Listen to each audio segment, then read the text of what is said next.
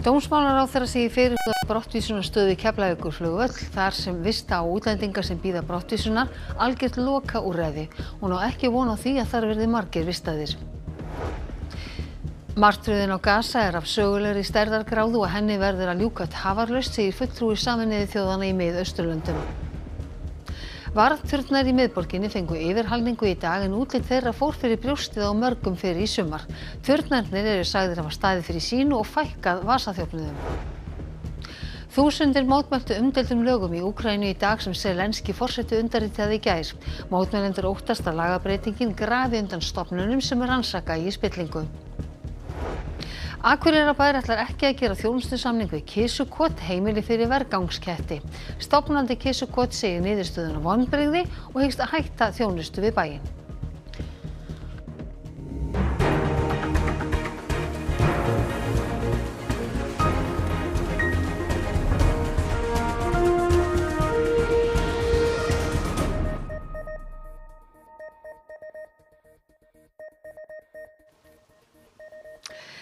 Komið þið sæl.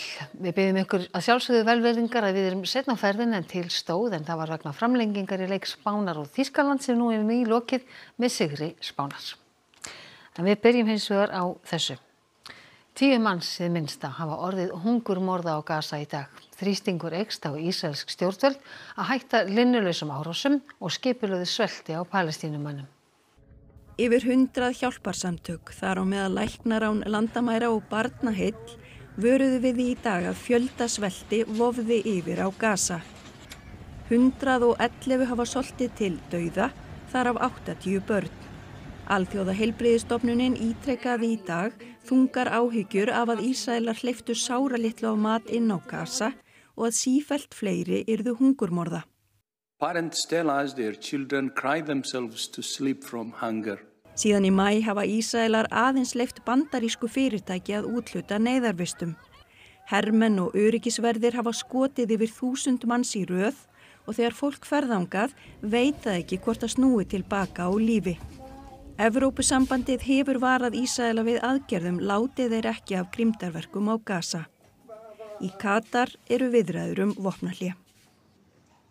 While talks are ongoing, the horrific situation in Gaza continues to deteriorate, with Israeli military operations and hostilities expanding throughout the Strip and the human toll mounting by the hour. This nightmare of historic proportions must end immediately. Hópur mótmælenda kom saman í Tel Aviv í Ísrael í gær og hélt á lofti myndum á börnum sem Ísraelsher hefur sveltið að drepið. Palestínumenn á Vesturbakkanum komu einnig saman til mótmæla í gær. احنا اليوم بوقفة لجنب أهلنا وإخوتنا وخواتنا في غزة عشان نرفع صوتهم ونرفع صوتنا كمان. Frumvarpið þessi stjórnvöld kalla brottfararstöðu verður lagt fram á Alþingi í haust. Frumvarpið hefur verið birt í samráðsgátt stjórnvalda. Útlendingar sem senda á úr landi verða vistaðir í stöðunni þar til brottvísun fer fram. Stjórnvöld segja að með þessu verði brugðist við ítrekuðum aðfinnslum samstarfsríkja á Schengensvæðinu, enda Ísland eina ríkið á svæðinu sem er ekki með brottvísunarstöð. Vista þarf útlendingar sem bíða brottvísunar í fangageymslum sem er óboðlegt að mati dómsmálaráðherra. Sprenging var í fjölda umsóknum alþjóðlega vernd árið 2022, árið sem allsherjar innrás Rússa í Úkraínu hófst. Það ár sóttu nærri 4500 alþjóðlega vernd og voru þeir litlu færri árið eftir eða tæplega 4200. Helmingi færri sóttu vernd í fyrra og í ár er útlit fyrir áframhaldandi fækkun en það sem af ári hafa rúmlega 700 sótt vernd. Líkt á síðustu ár eru Úkraínumenn langstærsti hópur umsækjenda, rúmlega 400 talsins. Þar á eftir koma umsækjendur frá Venesúela, Palestínu, Nígeríu, Írak, Kólumbíu, Afganistan og Bandaríkjunum. En þetta eru einungis umsóknir vernd og eru þær ekki allar samþykktar. Enda segist dómsmálaráðherra ekki búast við að margir þurfa að dvelja í úrræðinu hverju sinni. Í svona brottfararstöð verður sennilega lítill hópur því að flestir sem fara úr landi vegna þess að þeir uppfylla ekki skilyrði alþjóðlega vernd eða dveljast ólöglega í landinu, flestir eru samstarfsfúsir. Brottfararstöðin er sem sagt algjört loka úrræði við það að koma fólki úr landi þegar öll önnur og vægari úrræði hafa verið reynd. Samkvæmt drögum að frumvarpinu verður brottvísunarstöðin í grennd við Keflavíkurflugvöll og kemur nú til með að heyra undir embætti lögreglustjórans á Suðurnesjum. Þetta er lokað úrræði sem þýðir að þeir sem þangað eru sendir fá ekki að fara þaðan af fúsum og frjálsum vilja. Ekki stendur til að reisa nýja byggingu undir stöðina, heldur þarf að finna hentugt leiguhúsnæði, annaðhvort í Reykjanesbæ eða Suðurnesjabæ, sem verður breytt eftir þörfum. Til að mynda þarf að aðskilja vistarverur karla annars vegar og kvenna og fjölskyldna hins vegar. Þúsundir komu saman í fjölda úkraínskra borga í dag til að mótmæla nýjum lögum eftirlitsstofnanir. Lögin voru samþykkt í gær og eru mjög umdeild. Samkvæmt þeim eru stofnanir sem hafa eftirlit með spillingu í Úkraínu ekki lengur sjálfstæðar, heldur heyra undir yfirsaksóknara í landinu. Volodymyr Zelenský, Úkraínuforseti, segir þetta vera gert til að bregðast við tilraunum Rússa til að hafa áhrif á stofnanirnar. Mótmælendur segja hins vegar verið að veikja þær og taka af þeim sjálfstæði. Я тут, тому що ці 3 роки я спостерігаю, як там влада нам каже, що щось не можна через війну, а їм можна все. І ось те, що вони, по суті, прибрали незалежність, по суті, якогось більш-менш антикорупційного органу, це вже стало останньою краплею, тому що, хоч війна війною, але все одно так терпіти більше не можна, давати їм наживатися. Це, власне, не такими мають бути слуги народу. Я вважаю, що закон, який вчора прийняли, це просто відкидує нас на 10 років назад і боротьбу з корупцією відкидує. І створює дуже поганий імідж нашій країні на міжнародній арені. І я вважаю, що цей закон не має існувати в нашій державі, тому я вийшла вчора і тому я вийшла сьогодні. En Dagný Hulda, hafa stjórnvöld brugðist við mótmælunum? Já, Zelenský Úkraínuforseti, hann sendi frá sér yfirlýsingu í dag þar sem hann sagði að mótmælendur hefðu náð eyrum stjórnvalda og hann lofaði að kynna á næstu dögum aðgerðaáætlun svona umbætur á dómskerfinu þannig að það gæti betur brugðist við spillingarmálum. Svo reyndi hann líka svona útskýra sjónarmið stjórnvalda þeim það hafi þótt svona ýmislegt dularfullt á seyði sem stofnunum mál hafi dagað uppi. Menn sem hafi verið sterklega grunaðir spillingu hafi bara gengið lausir og þess vegna hafi þurft að hreinsa til. En mótmælendurnir, þeir sjá þetta með allt öðrum augum og eru bara hræddir að þessi verið að draga tennurnar úr stofnunum með því að setja þeir svona undir ríkissaksóknara. Og þetta eru sögulega mótmæli, ekki satt? Þetta í fyrsta sinn sem það eru fjöldamótmæli gegn stjórnvöldum í Úkraínu síðan Rússar hófu allsherjarinnrás fyrir rúmum 3 árum, þannig að það er sögulegt. Og þetta mest ungt fólk sem á mótmæla og það rætt að þessi lög hafi áhrif á það hvort Úkraína geti gengið í Evrópusambandi í framtíðinni eins og stefnt að. Og stækkunarstjóri Evrópusambandsins hefur líka lýst yfir áhyggjum á þessum lögum og viðra þær við stjórnvöld í Úkraínu. Because fighting corruption is one of the basics on the way to become an EU member. And it is a precondition that the state is having independent anti-corruption agencies, organization. It doesn't matter in which sense, because every country decides by itself how it will fight the corruption, but it has to be independent. Og svo hófust í dag viðræður fulltrúa Úkraínu og Rússlands í Istanbúl. Báru þær árangur? Það voru engar svona meiri háttar vendingar í dag. Þetta var stuttur fundur, hann var innan við klukkutími að lengd. Úkraínumenn lögðu til að Zelenský og Putin myndi hittast í lok ágúst og Bandaríkjaforseti og Tyrklandsforseti yrðu þar með þeim. Þetta var bara tillaga, það er ekkert í hendi. Fyrirfram þá var búist við því að það yrði samið fangaskipti og það gekk eftir. Þannig að ríkin skiptast á 1200 stríðsföngum bara núna á næstu dögum. Og svo lögðu Rússar til 1 til 2 sólarhringa vopnahlé. Við vitum nú að Úkraínumenn vilja eitthvað bitastæðara en það. En samt sem áður Rússar halda enn í sínar ítrustu kröfur, ekki satt? Jú, það er ekkert breytt þar. Þeir segjast alltaf halda öllu því landi sem þeir hafa hertekið í Úkraínu og leggjast alfari gegn því að Úkraína gangi í Atlantshafsbandalagið. Þannig að það er allt bara eins. En svo hótaði Trump að leggja ofurtolla á Rússa bara núna daginn ef þeir myndi ekki semja vopnahlé innan 50 daga. Þannig að við bara sjáum hvað setur. Allt kemur þetta nú í ljós. Dagný Hulda Erlendsdóttir, takk kærlega fyrir þetta. Og við snúum okkur öðrum. Fyrirtæki Vélfag hefur verið að hluta fengið undanþágu frá efnahagsþvingunum sem tengjast refsiaðgerðum gegn Rússum. Efnahagsþvinganir ESB beinast meðal annars gegn rússneska útgerðarfélaginu Norebu en það félag keypti ríflega helmingshlut í Vélfagi fyrir 3 árum. Eignir eigenda gætu því verið frystar. Trausti Árnason, framkvæmdastjóri Vélfags, segist hafa áhyggjur af stöðu fyrirtækisins í þessari óvissu. Undanþága hafi fengist í dag til að greiða starfsmönnum laun en hann sé hóflega bjartsýnn á frekari undanþágur eftir fundi í utanríkisráðuneytinu í dag. Vasaþjófnuðum hefur snarfækkað í miðborg Reykjavíkur eftir að varðturnum með öryggismyndavélum var komið þar upp. Turnarnir á Skólavörðuholti fengu nýtt útlit í morgun. Varðturnarnir hafa vakið athygli en þeir voru fyrst settir upp fyrir 2 mánuðum við Hallgrímskirkju. Myndavélar í turnunum eiga að hafa fælingarmátt á vasaþjófa og auka öryggistilfinningu ferðamanna og borgara. Turnarnir vöktu óánægju meðal íbúa sem kvörtuðu undan útliti þeirra en Reykjavíkurborg gerði bragarbút þar á í morgun. Hérna á þetta svolítið að falla meira inn í umhverfið og vera vínalegra.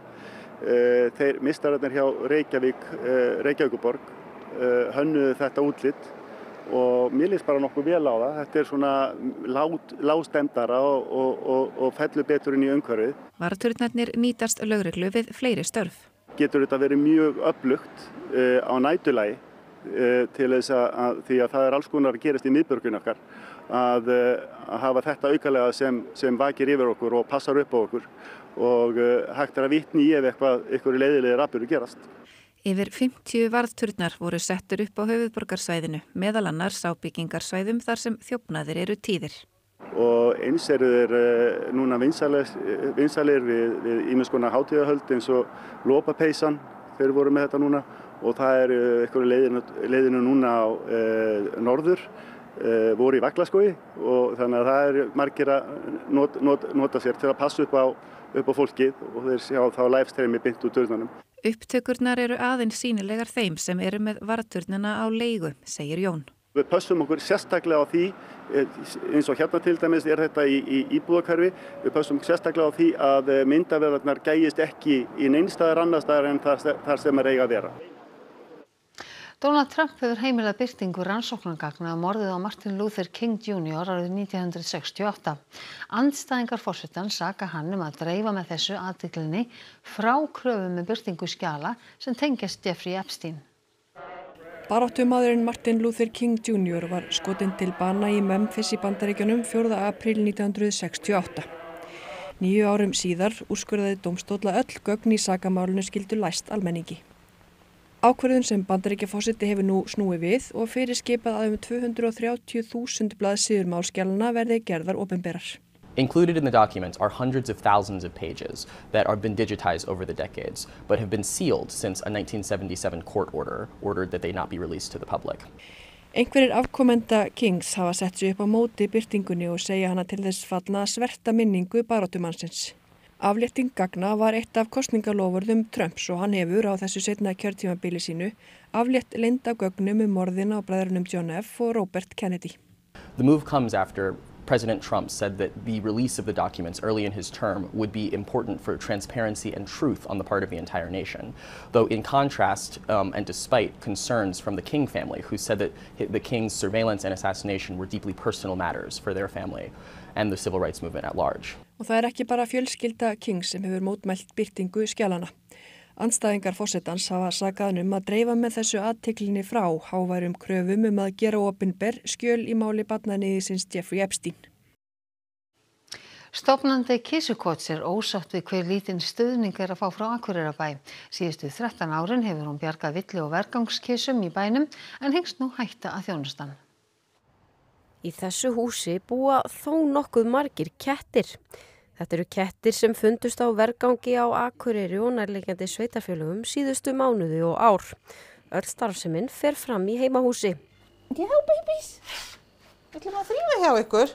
Þegar að heilbrigðiseftirlit Norðurlands eystra gerði kröfu starfsleyfi var lítið annað í stöðunni en að leita til Akureyrarbæjar. Upprunalega sótti ég að reyna að fá húsnæði af því að það náttúrulega rosalega álag að hafa þetta alltaf heima hjá sér. Og bara álag náttúrulega bæði á okkur og svo kettina sem búa hérna. Þannig að þeir sögðu mér bara, í rauninni mjög fljótt að þeir hefðu ekkert húsnæði. Síðustu 2 ár hefur beiðni Ragnheiðar aðstoð flakkað á milli nefnda og ráða. Í vor var hún svo fengin til að vinna þjónustusamning með Akureyrarbæ sem átti að fela í sér mánaðarleg fjárframlög, auk þess sem bærinn myndi borga geldingar á köttum frá Akureyri. Að endingu var málið tekið af dagskrá. Í staðinn fékk hún 500.000 króna styrk. Hulda Elma Eysteinsdóttir, fulltrúi bæjarráðs, segir málið hafa verið tekið af dagskrá vegna þess að meirihlutinn hafi ekki verið samþykkur. Hún telur ólíklegt að viðræður við Kísukot verði teknar upp á ný. Ég var í rauninni bara mjög, bara sár. Ég meina, jú, ég er mjög þakklátt fyrir að fá hann 500.000 allavega, en ég meina dýralæknakostnaðurinn hérna á ári oft 1 milljón og svo það matarkostnaður og fóðurkostnaður. Kattholti berst mánaðarlegur styrkur upp á 85.000 frá heilbrigðiseftirliti Kópavogs og Hafnarfjarðar. Samningur var líka gerður við dýraþjónustu Reykjavíkur að taka við óskilakisum í Reykjavík og fær athvarfið 1 milljón fyrir á ári. Samtökin Villikettir reka 7 deildir í öllum landsfjórðungum fyrir utan Norðurland. Þau fá stuðning frá 8 til 10 sveitarfélögum. Ragnheiður hefur hrundið af stað undirskriftasöfnun þar sem hún fer fram á að mál Kísukots verði tekið upp að nýju og hafa 270 manns skrifað undir. Ég er í rauninni búin að gefa það út að ég ætla ekki að þjónusta Akureyrarbæ meira. Ef það er einhverju kettir í neyð þá er bara að hringja í bæinn. Rúmlega 2000 fótboltakrakkar að koma sér fyrir í Laugardalnum til að keppa á Reykjöp-mótinu sem hefst á morgun. Þúsundir sjálfboðaliða, foreldra og umsjónarmanna koma að skipulagningu mótsins. Fótboltalið hvaðanæf af landinu voru að koma sér fyrir í Laugalækjarskóla. Yfir 900 ungmenni gista í hinum ýmsu skólabyggingum í Laugardalnum næstu 4 nætur. Hverju liði fylgja sjálfboðaliðar, auk þess sem Þróttur mannar vaktir allan sólarhringinn. Þetta er ótrúlega flott mót. Við mælum alveg eindregið með því að sem flestir skrá sig og komi. Myndirðu segja það ekki? Þetta er ógeðslega erfitt, en við erum alveg búin á því eftir mótið, en alltaf ég gaman samt að taka þátt og gera eitthvað skemmtilegt. Það eru 200 lið sem taka þátt í mótinu og þar af eru 20 útlensk lið. Fyrst og fremst erum við komin til þess að hafa gaman á þessari fótboltahátíð og þetta er auðvitað fyrir krakka að koma og spila eins og hérna og fleiri flottum völlum sem eru með. Þetta er náttúrulega hvetjandi, myndi ég vona, fyrst og fremst fyrir krakka að halda áfram í fótbolta. Og það er alveg ljóst að fótboltinn sameinar. Selfoss Grótta teflir fram sameiginlegu liði því annars eru þær of fáar. Eru þið með markmið? Bara spila vel, og hafa gaman. Sindri frá Höfn og Neisti Djúpavogi senda einnig sameinað lið og vita hvað þeir vilja. Bara vinna þetta. Bara komast í slátt og við getum. Nú er rústa. Ía-stelpur voru í óðaönn við að blása upp vindsengur og koma sér fyrir. Þær eru að keppa í annað sinn og vita að hverju þær ganga. Hvað er skemmtilegast í svona stórmóti? Ég myndi segja að keppa móti erlendum liðum. Já, og svo líka bara að vera með liðinu, sko. Já, vera alltaf saman. Já. Við ætlum að vinna. Já. Ætlum að reyna það. Bara, er það ekki? Já!